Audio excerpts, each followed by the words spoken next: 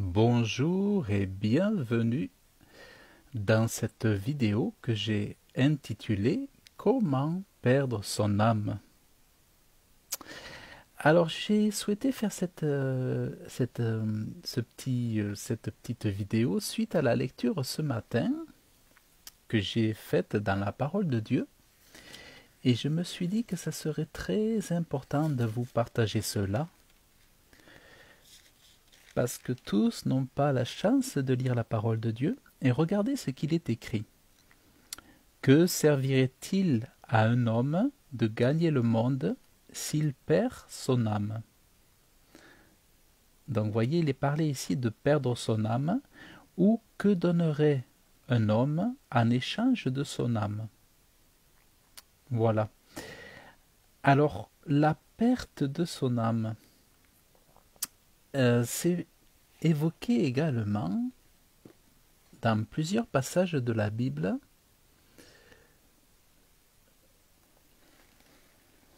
où il est dit « Ne craignez point ceux qui tuent le corps et qui ne peuvent point tuer l'âme, mais plutôt craignez celui qui peut perdre l'âme et le corps. » Donc on voit que on parle de perte de l'âme. Vous voyez, la perte de l'âme, il y a quelque chose qui est perdu. Donc, autrement dit, il y a deux possibilités, c'est de conserver son âme et de perdre son âme. Mais de quoi s'agit-il? Que signifie cette perte de l'âme? Eh bien, j'aimerais vous en parler. Et regardez ce qu'il est écrit aussi.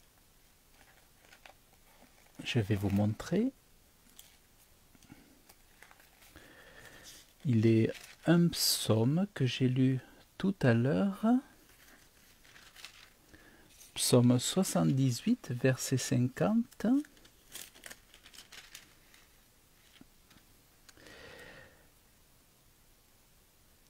Il donna libre cours à sa colère et il n'épargna pas la mort à leur âme.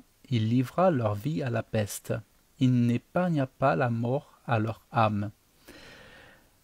Alors, qu'est-ce que c'est que cette mort de l'âme? Eh bien, on va aller voir plus précisément, vous allez voir, dans un exemple très concret, toujours pareil dans la parole de Dieu, vous allez voir ce que c'est que la perte de l'âme.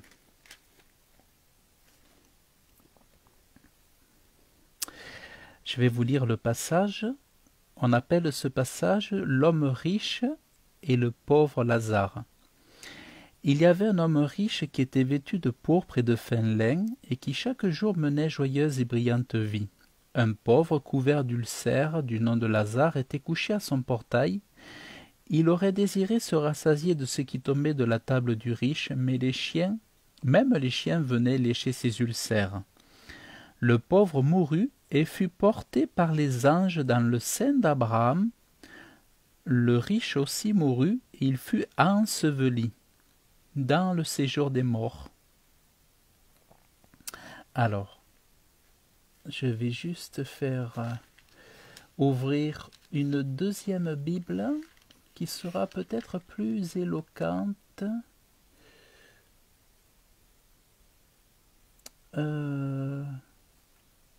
Voilà. Donc, et je continue la lecture dans une autre version de Bible. Et étant en enfer,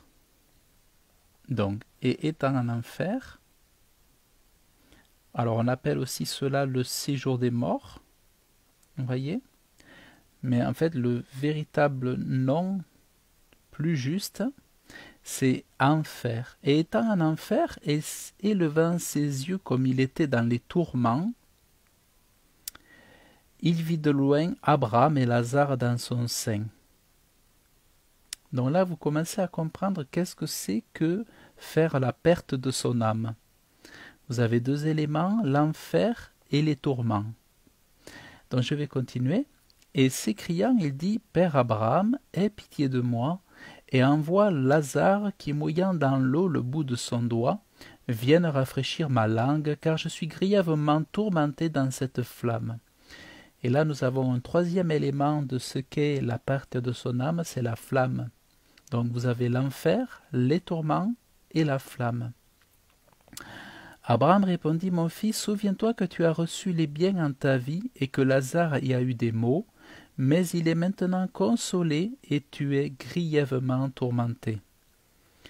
En outre, tout cela, il y a un grand abîme entre nous et vous, tellement que ceux qui veulent passer d'ici vers vous ne le peuvent non plus que ceux qui veulent passer de là ici. » Et il dit, « Je te prie donc, Père, de l'envoyer à la maison de mon Père, car j'ai 5 frères, afin qu'ils leur rendent témoignage de l'état où je suis, de peur qu'eux aussi ne viennent dans ce lieu de tourment. » Vous voyez, donc on a ce qu'on appelle un lieu de tourment. Vous voyez, le lieu de tourment. Abraham lui répondit, « Ils ont Moïse et les prophètes, qu'ils les écoutent. » Mais il dit, « Non, Père Abraham, mais si quelqu'un des morts va vers eux, ils se repentiront. » Vous voyez, il est parlé de repentance, ici, se repentir. Et Abraham lui dit, « S'ils n'écoutent point Moïse et les prophètes, ils ne seront pas non plus persuadés quand quelqu'un des morts ressusciterait. » Donc, il est parlé de repentance aussi, se repentir. Alors, généralement, c'est la repentance, évidemment, des péchés, du mal que l'on a fait. Et donc, tout simplement, la perte de son âme, on le voit ici, c'est lorsqu'après la mort, une personne, au lieu d'être élevée vers le ciel par les anges, comme ce pauvre, vous avez le pauvre ici, qui a été élevé, qui a été pris par les anges pour continuer de vivre avec son âme, avec son corps dans l'éternité. Vous voyez, le pauvre mourut, mais il a été dans l'éternité transporté par les anges dans un lieu de repos. Là, il est parlé du sein d'Abraham, mais on sait qu'aussi on peut parler du paradis. Et en fait, pour l'autre, il a été en enfer. Et là, on parle de tourments, on parle de souffrance, de flammes de feu, et on parle d'un homme qui ne s'est pas repenti. Parce qu'il évoque le problème de la repentance. Donc, il semblerait que lui-même n'ait pas pratiqué ce qu'on appelle la repentance, et il s'en souvient si bien qu'il voudrait que quelqu'un aille dire à ses frères qu'ils aillent se repentir, parce qu'effectivement, il y a quelque chose après la mort, il y a une vie après la mort, soit une vie heureuse pour ceux qui se sont repentis et qui ont aimé Dieu, soit une vie malheureuse dans les tourments, dans les souffrances, en enfer pour ceux qui ne se sont pas repentis et qui n'auront pas aimé Dieu. Et si simplement, j'étais en train de penser à ça, il suffisait dans la vie d'un homme dont une seule année correspond à 365 jours, dont 10 années correspondent à 3700 jours, s'il suffisait à un homme simplement de dire « Merci mon Dieu pour la vie que tu m'as donnée ». Imaginez que vous avez un Dieu dans le ciel qui vous donne la vie. Imaginez que vous avez un Dieu dans le ciel qui vous donne une journée, qui vous donne une semaine, qui nous donne un mois à vivre, qui vous donne une année à vivre, qui vous donne 10 années à vivre, il vous donne 20 années à vivre, il vous donne 30, 40, 50 années, peut-être 80 années, peut-être 90 années à vivre, et qu'il attend simplement de vous un merci, et qu'il attend simplement de vous un « Je t'aime, mon Dieu, pour la vie que tu m'as donnée ». Vous savez, rien que cela déjà pourrait beaucoup changer la destination éternelle de beaucoup d'hommes. Beaucoup se demandent pourquoi ils atterrissent en enfer. Eh bien, parce qu'ils n'ont pas été capables de dire merci, mon Dieu. Je reconnais que tu es mon Créateur. Et je me repens, je te demande pardon de t'avoir éloigné de mon cœur. Parce que ce que tu attendais de moi, c'est simplement un merci, parce que tu m'as donné tout. Tu m'as tout donné, tu m'as donné la vie. Tu m'as donné tout ce que je suis. Il suffit d'un merci. Il suffit de dire je te veux dans mon cœur, je veux sentir ta présence dans mon cœur. Et voyez, rien que cela changerait totalement la destination de beaucoup d'hommes sur la terre, si simplement ils acceptaient de laisser rentrer Dieu dans leur cœur et de leur dire je t'aime. Merci pour tout ce que tu as fait pour moi jusqu'à ce jour. Pardon, pardon de t'avoir ignoré. Pardon, je me repens de t'avoir oublié, de t'avoir négligé, comme si je m'étais fait moi-même, comme si la terre était créée par une explosion bizarre, et parce que j'ai écouté les mensonges de ceux qui disaient qu'il n'y a pas de Dieu, parce que j'ai écouté toutes les théories stupides qui sont enseignées dans les écoles. Ah, merci, merci mon Dieu, si simplement, je disais merci mon Dieu, si simplement je disais viens mon Dieu, dans mon cœur, viens dans ma vie, et je te demande pardon de t'avoir mis loin de moi, de t'avoir écarté de ma vie. Et voyez, ça changerait beaucoup, parce que on ne s'inquiète pas de laisser rentrer la colère dans nos cœurs. On ne s'inquiète pas de laisser rentrer la haine, l'amertume, la méchanceté. Alors pourquoi laisser rentrer le diable et ne pas laisser rentrer Dieu? Pourquoi laisser rentrer le mensonge et ne pas laisser rentrer l'amour, la vérité, la vie dans nos cœurs? Et c'est ça le message aujourd'hui pour toi, c'est que Dieu veut que tu le laisses rentrer dans ton cœur. Et je crois qu'aujourd'hui, tu peux tout simplement dire ces quelques mots. Merci, je t'aime, je crois, je te demande pardon, je me repens, et je veux vivre mon éternité auprès de toi. Je veux que mon âme ne se perde pas dans ce lieu de tourment. Voyez comment une vie d'homme peut changer rapidement et comment un homme peut éviter de perdre son âme. Voyez comment c'est possible. Et donc, c'est ce que je vous montrais, c'est que à un moment donné, quand on s'écarte de Dieu, quand on l'a ignoré toute sa vie, eh bien Dieu fait justice sur nos âmes et en faisant justice, il condamne, il punit l'homme d'avoir rejeté Dieu toute sa vie. C'est simplement de la justice. C'est qu'à un moment donné, à la mort, vient le jugement, parce qu'après la vie, à la mort vient le jugement qui tombe, la sentence finale. Mais Dieu a envoyé Jésus-Christ sur la terre pour que les hommes trouvent le Sauveur et qu'ils gagnent leur âme. Voyez, Dieu n'est pas venu pour condamner, il a envoyé son Fils Jésus-Christ pour que les âmes soient sauvées. Donc aujourd'hui, si tu dis « Je t'aime, mon Dieu, et je veux accepter Jésus-Christ comme mon Sauveur, il a pris tous mes péchés à la croix pour que je sois sauvé, lavé par son sang précieux. Il est mort, ressuscité, il s'est assis à la droite de Dieu pour que tu reçoives sa justice, que tu sois pardonné de tout, que tu sois lavé de tout, et que tu fasses le salut de ton âme et que ton âme soit sauvée pour l'éternité.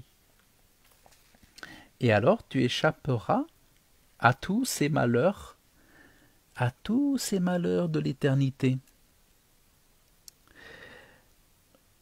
Alors, je vais vous montrer, parce que seul ce pouvoir est donné à Dieu, voyez. Donc, il est dit dans la parole de Dieu, ne craignez pas ceux qui tuent le corps et qui ne peuvent tuer l'âme, craignez plutôt celui qui peut faire périr l'âme et le corps dans la géhenne. Donc vraiment, aimez Dieu, aimez Dieu. Vous savez, pourquoi aussi cela? C'est parce que ce que les gens oublient, c'est que Dieu est un Dieu d'amour, certes, mais c'est un Dieu des armées. C'est un Dieu des armées, c'est un Dieu des combats, des victoires contre les justices, contre le péché, contre le mal, contre la perversité. Dieu fait la guerre à tous ceux qui ont la haine. C'est un Dieu des armées. Le Dieu qu'on présente comme le Dieu d'amour, c'est aussi un Dieu des armées. Et c'est ça que les gens ne comprennent pas. Mais il suffit d'aimer ce Dieu qui vous donne la vie, qui nous donne la vie. Et nous échapperons à son jugement après la mort pour ne pas faire la perte de nos âmes. C'est vraiment important. Regardez ce qu'il est écrit. Et alors,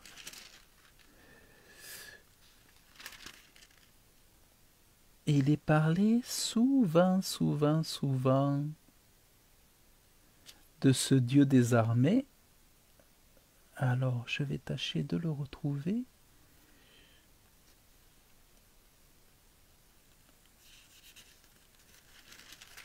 Je vais tâcher de le retrouver. Alors, il est écrit ici qu'il soit effacé du livre de vie et ceux qui ne sont pas et qui ne soient plus inscrits avec les justes. Alors, le livre de vie, c'est là où vous êtes écrit lorsque vous faites rentrer Dieu dans votre cœur et que vous acceptez Jésus comme votre sauveur. Vous êtes inscrit sur ce qu'on appelle le livre de vie. C'est pour le livre de vie de votre âme auprès de Dieu. Votre âme, vos corps, un nouveau corps dans la vie éternelle. C'est le livre de vie. Et alors attendez. Psaume 60. Ah non, je ne suis pas au bon endroit. Alors, donc c'est ici, je vais vous montrer le Dieu des armées. Et c'est ce Dieu qui, à un moment donné, il tranche pour dire que votre âme sera soit au paradis de Dieu, soit en enfer. Parce que c'est un Dieu de justice, un Dieu saint, un Dieu puissant, un Dieu des armées qui fait la guerre aux faux dieux, qui fait la guerre aux idoles, qui fait la guerre aux mensonges, aux pervers, aux destructeurs, à ceux qui sont des cœurs de pierre. Alors,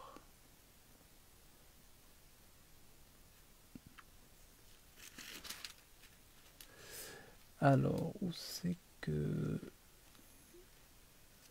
non. Alors, je voulais vous montrer le Dieu des armées.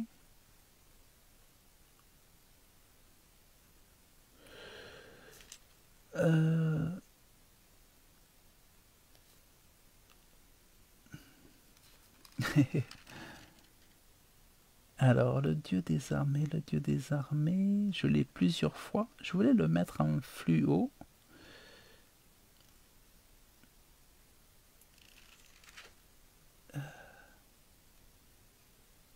En fait, je voulais juste vous le mettre sous les yeux. Tribu d'Israël.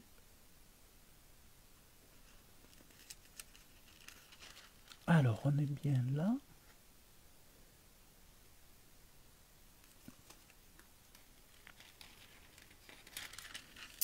Alors, pourquoi? Merci papa, merci mon Dieu. Merci mon Dieu.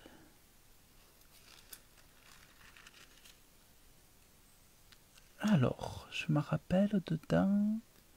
Tu as conduit son peuple, Dieu ne fait de nous. Alors, je voulais vous montrer le Dieu des armées. Bon, décidément, mes yeux n'arrivent pas à poser les yeux dessus. C'est incroyable. Dieu est connu en Juda. C'est le Dieu des armées, le Dieu des armées. Un courroux, la colère.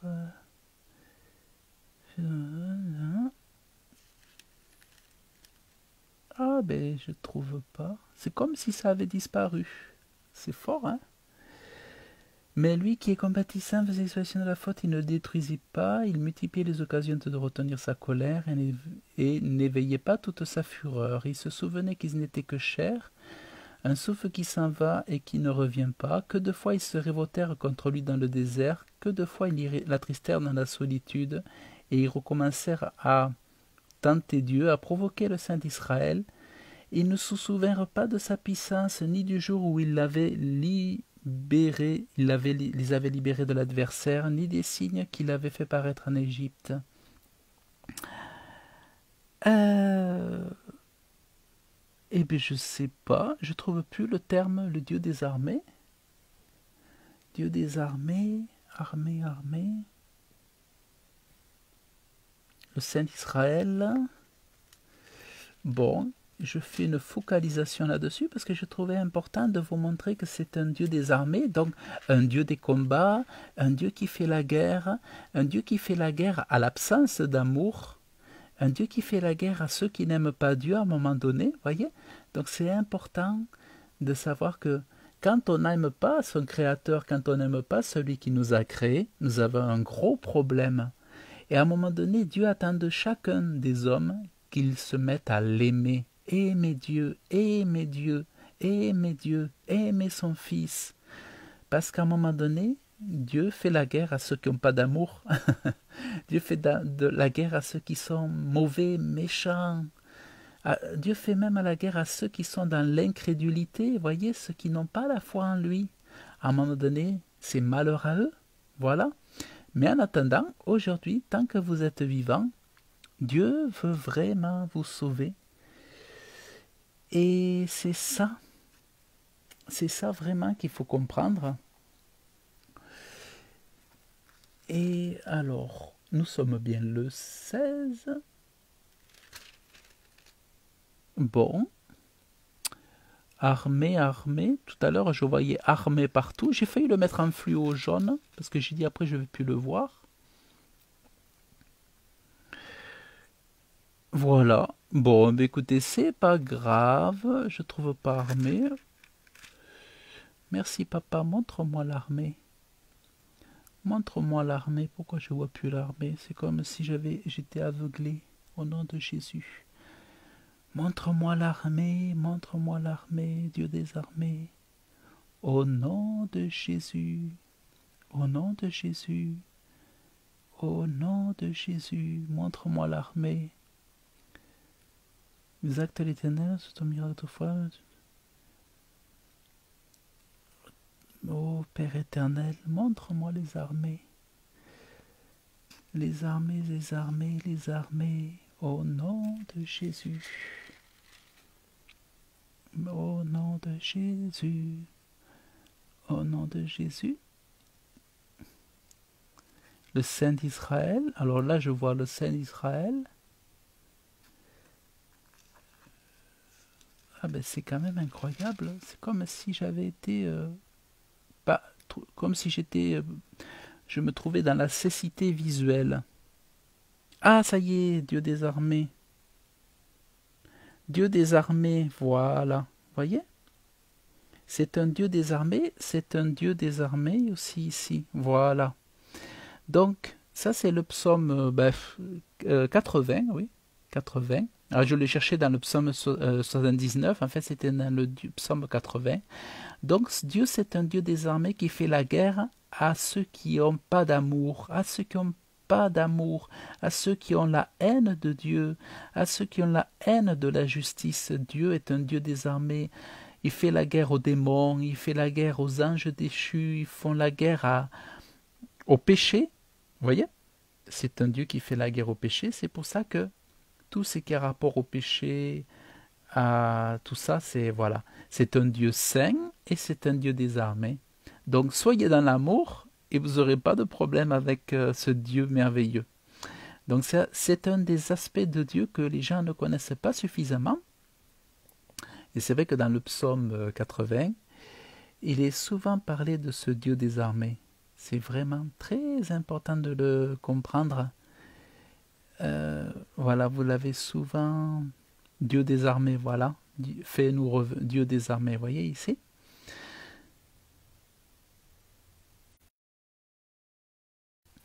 Eh bien, voilà ce que je voulais vous partager.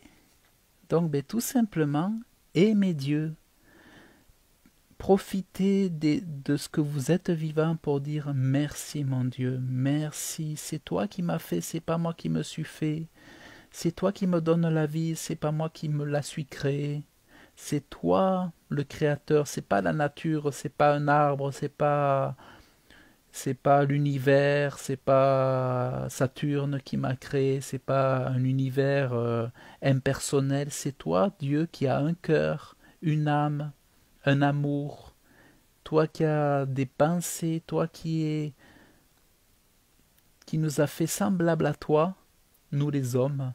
Tu as un cœur, tu as une âme, tu es vivant et tu n'es pas impersonnel, tu es un Dieu vivant. Aussi, je veux t'aimer, je t'aime et je te reçois dans mon cœur. Sauve-moi, donne-moi ta vie, donne-moi ton Saint-Esprit afin que je te suive toute ma vie durant. Père, au nom de Jésus. Amen et pardon pour tous mes péchés, Père, au nom de Jésus. Voilà. Et ainsi, vous savez que devant Dieu, on peut perdre son âme ou la sauver. C'est à chacun de choisir. Devant soi se trouve et la vie et la mort, comme on dit. À nous de choisir notre chemin, mais à le faire très très vite. Vraiment, je vous invite à faire le bon choix, intelligent, sage, prudent. Et si nous disons ces choses-là, si nous partageons ces choses avec vous, si je partage ces choses, c'est parce que nous savons, je sais que votre âme est précieuse devant Dieu, qu'il vous aime et qu'il veut que votre âme soit sauvée. Il veut que vous soyez auprès de lui pour l'éternité, car Dieu vous aime. Voilà, c'est la bonne nouvelle.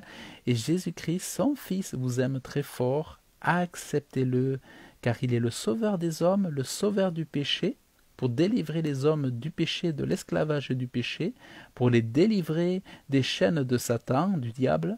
Donc acceptez-le. Faites-le rentrer abondamment dans vos cœurs, comme vous l'aviez fait avant pour le mensonge, le péché, tout ça. Mais cette fois-ci, acceptez Dieu abondamment, généreusement dans votre cœur et tout ira bien. Voilà, donc merci à vous d'avoir suivi cette vidéo. Merci à Soleka pour tes messages, je les lirai tout à l'heure. Que Dieu vous bénisse pour votre écoute, que Dieu vous bénisse. Je vous souhaite une excellente journée et je vous dis à très bientôt.